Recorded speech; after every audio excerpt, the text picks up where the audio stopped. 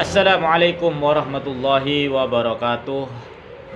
Alhamdulillah rabbil alamin. Wassalatu wassalamu ala sayyidina Muhammadin wa ala alihi wa ashabihi ajma'in, amma ba'du. Sahabat-sahabat Mas Wahyu yang dirahmati oleh Allah, dalam kesempatan ini saya ingin menyampaikan beberapa hal terkait video saya yang kemarin. Yang pertama, saya ingin menyampaikan permohonan maaf kepada kalian semua apabila ada kata-kata saya yang mungkin menyinggung ataupun menyakiti perasaan kalian. Saya mohon maaf yang sebesar-besarnya, akan tetapi tidak ada maksud dari hati saya untuk menyinggung ataupun menyakiti kalian semua. Yang kedua, saya ingin menyampaikan harapan saya ke depannya supaya kita yang berada di bawah naungan Nahdlatul Ulama ini benar-benar menjaga marwah daripada organisasi Nahdlatul Ulama sebagaimana yang telah diajarkan oleh kiai-kiai sepuh para pendiri Nahdlatul Ulama, sehingga kekuatan Nahdlatul Ulama benar-benar terjaga, benar-benar murni sesuai dengan ajaran para pendiri NU, terutama Mbah Hasyim Asy'ari. Kenapa saya menyampaikan pesan ini? Karena akhir-akhir ini saya menilai organisasi Nahdlatul Ulama ini di dalamnya sudah mulai goncang, di mana pengurus besar Nahdlatul Ulama sudah mulai tidak dihormati oleh pengurus-pengurus di bawahnya. Dan juga banyak warga NU yang tidak menjadi pengurus Nahdlatul Ulama itu ikut-ikutan membuli PBNU. Bukan hanya PBNU, akan tetapi kiai-kiai sepuh yang ada di dalam Nahdlatul Ulama yang dianggap tidak mendukung daripada pemikiran-pemikiran yang saat ini lagi gencar-gencarnya menyerang nasab para habaib, juga dicaci maki menjadi incaran warga NU yang menganggap kiai-kiai ini tidak sesuai dengan keinginannya. Jadi saya merasa sangat bingung sekali, saudara-saudaraku. Apalagi kemarin saya melihat kebodohan yang dilakukan oleh 5 pemuda yang tahu-tahu sudah berada di Israel, berfoto bersama dengan Presiden Israel. Itu sangat melukai hati kami sebagai warga Nahdliyin pada khususnya, dan warga Muslim pada umumnya. Kebingungan saya ini seringkali saya ekspresikan dalam bentuk candaan, guyonan. Padahal kepala ini rasanya mau pecah. Dulu saya waktu jadi preman itu gak pusing-pusing banget.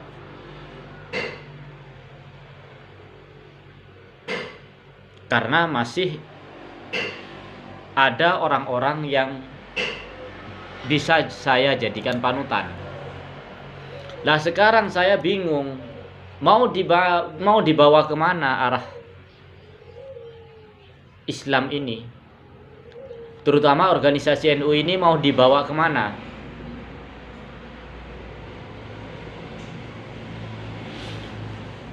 Sekarang antara ulama dengan ulama bermusuhan, antara Habib dengan ulama tidak akur. Itu kesannya ya, kesannya di dalam masyarakat. Sebenarnya yang terjadi pada fenomena ini hanyalah masalah-masalah yang bagi saya tidak terlalu fatal, karena tidak akan sampai merusak pada akidah. Akan tetapi kenapa masalah ini kok seolah-olah dibuat besar, dibesar-besarkan, seakan-akan pengikutnya para habaib ini bermusuhan atau menjadi musuh bebuyutan daripada pengikut-pengikutnya ulama yang dari Trah Wali Songo. Nah, kenapa hal ini terjadi baru-baru ini? Padahal dari dulu antara habaib dengan ulama-ulama yang Trah Wali Songo ini adem ayem, tidak ada masalah apapun. Ya. Baru muncul akhir-akhir ini masalah nasab, masalah kuburan, masalah tahlilan, masalah maulidan. Kok saya perhatikan itu yang banyak masalah itu kok di Islam gitu loh. Saya melihat saudara-saudara kita di agama lain, dalam umat Kristiani, dalam umat Buddha, dalam umat Hindu, dalam umat Konghucu, dalam umat-umat lain itu tidak pernah ada berita. Ya, saya tidak pernah menemukan berita umat Kristiani berantem ataupun berdebat di dalam masalah hukum keagamaannya. Semuanya hidup rukun, adem ayem, walaupun mungkin di dalam Kristiani sendiri juga ada berbeda-beda pemahaman. Akan tetapi mereka itu tidak sampai memperkeruh suasana. Nah, ini kenapa yang di Islam ini sendiri yang katanya Islam rahmatan lil alamin, kok setiap saya melihat berita pasti ada keributan di dalam agama Islam, di dalam warga yang menganut agama Islam ini. Entah itu warga NU dengan FPI, entah itu NU dengan Wahabi, entah itu Salafi dengan NU, Salafi dengan Wahabi. Nah, ini kan suatu hal yang sangat disayangkan sekali. Mengaku Tuhannya sama, mengaku sama-sama menyembah Allah, mengaku sama-sama menjalankan ajaran Nabi Muhammad SAW, akan tetapi pada prakteknya yang terjadi hanya saling caci, saling hina. Maka saya minta kepada para ulama, para tokoh, ayo jangan bikin bingung orang-orang seperti saya ini. Orang-orang seperti saya ini adalah orang-orang awam, orang-orang yang dulunya tidak kenal hukum, akhirnya ingin berubah, ingin hijrah, yang tentunya butuh panutan, butuh guru spiritual yang betul-betul mampu mengarahkan saya ke jalan yang lebih baik. Kalau seperti ini keadaannya, saya sendiri kan bingung. Mending saya jadi preman lagi. daripada saya mendekat kepada ulama, ulamanya sendiri lebih kejam daripada preman. Kalau preman itu gak ada istilah saling caci mencaci, saling menjatuhkan di media sosial. Yang ada, ketika sudah sama-sama tidak bisa dibenahi, ya diselesaikan dengan cara premanisme. Yang artinya saya atau kamu yang mati, saya atau kamu yang masuk penjara, saya atau kamu nanti yang kena pukul, saya atau kamu yang lebih kuat. Seperti itu kalau di dunia preman. Jadi ketika ada konflik, masalah sudah tidak bisa diselesaikan dengan kata-kata, dengan hukum, ya satu-satunya cara adalah saya atau kamu yang mati.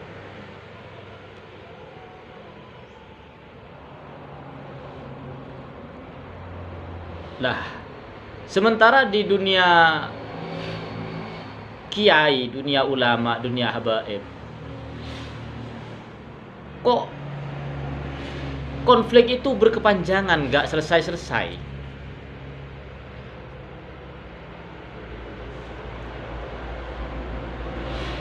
Jadi saya berharap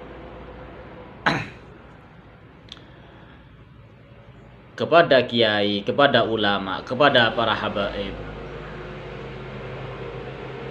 kembalilah kepada tujuan awal dari kalian. Jangan karena hanya ingin diakui di masyarakat. Berbuatlah baik sebaik-baiknya hingga masyarakat sendiri yang mengakui dirimu tanpa harus kamu mempromosikan diri. Begitu loh. Berlomba-lombalah di dalam berbuat kebaikan hingga masyarakat tahu bahwa kalian itu adalah orang-orang yang soleh, orang-orang yang pantas dijadikan panutan, tanpa harus kalian keluar-keluar menginformasikan masalah nasab lalu membatalkan nasab yang lain, tanpa harus ribut masalah kuburan-kuburan palsu dan lain sebagainya. Itu kan hal yang tidak penting bagi kami loh, sebagai warga. Keributan-keributan seperti itu tidak lain dan tidak ubahnya seperti anak kecil yang memperebutkan mainan. Seperti anak kecil dulu waktu saya SD yang sering ejek-ejekan orang tua, berebut bangku, berebut jadi ketua kelas. Kan seperti itu. Jadi watak kalian sekarang itu sama dengan wataknya anak SD pada zamanku. Seperti itu emang. Berantem, ribut, mempersoalkan hal-hal yang sepele, menganggap dirinya yang paling benar. Itu loh. Sehingga saya kemarin hampir stres ketika saya melihat orang-orang atau pemuda-pemuda Nahdlatul Ulama yang datang ke Israel dengan rasa bangganya berpose, berfoto, kemudian disebarkan di media sosial, yang mana itu sangat menyakiti saudara-saudara kita yang ada di Palestina. Itu akan sangat menusuk hati kita sebagai umat muslim yang selama ini diajarkan tentang toleransi terhadap sesama muslimnya.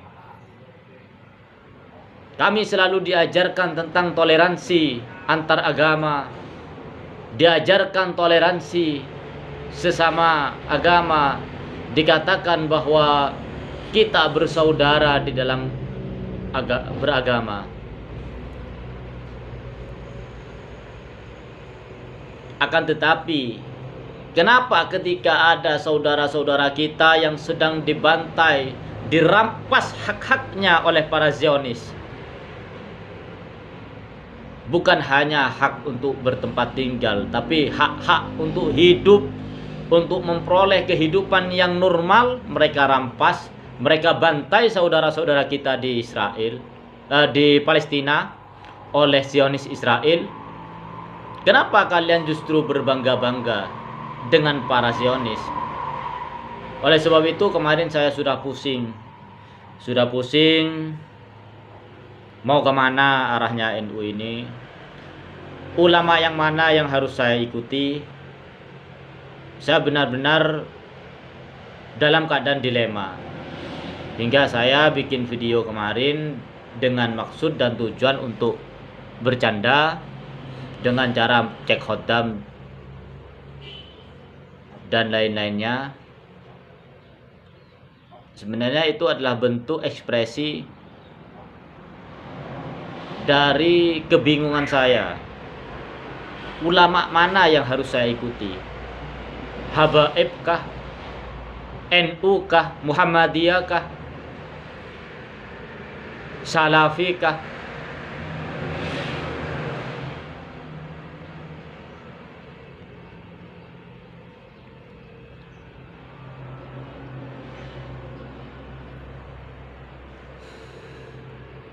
Jadi mudah-mudahan konflik ini tidak berkepanjangan. Dan alhamdulillah ketika tadi malam saya membuka video, itu sudah ada pernyataan dari PBNU maupun dari MUI bahwa mereka yang terlibat, terindikasi Zionis Israel sudah dipecat dari pengurusan Nahdlatul Ulama. Baru setelah mendengar itu saya mulai semangat lagi berada di Nahdlatul Ulama. Lah kalau sampai kelima orang ini dibiarkan berada di dalam kepengurusan Nahdlatul Ulama, maka Nahdlatul Ulama akan hancur marwahnya di mata masyarakat, bahkan di mata dunia. Tapi alhamdulillah dengan ketegasannya Ketua PBNU dan juga MUI dan lain-lainnya yang berkaitan dengan itu membuktikan kepada masyarakat, kepada dunia bahwa 5 pemuda yang terindikasi organisasi Zionis Israel ini sudah dinyatakan dipecat secara tidak hormat dari kepengurusan Nahdlatul Ulama.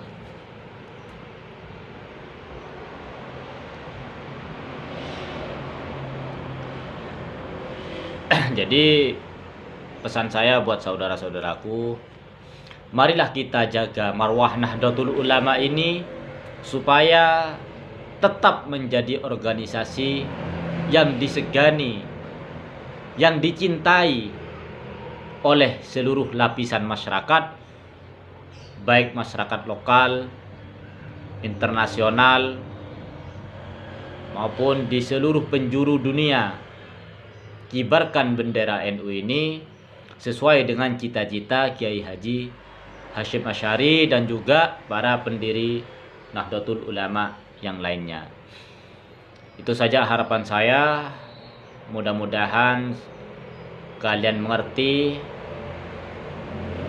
apa yang saya ungkapkan hari ini. Semoga didengar oleh para petinggi organisasi Nahdlatul Ulama dan juga para kiai-kiai yang lainnya di luar Nahdlatul Ulama.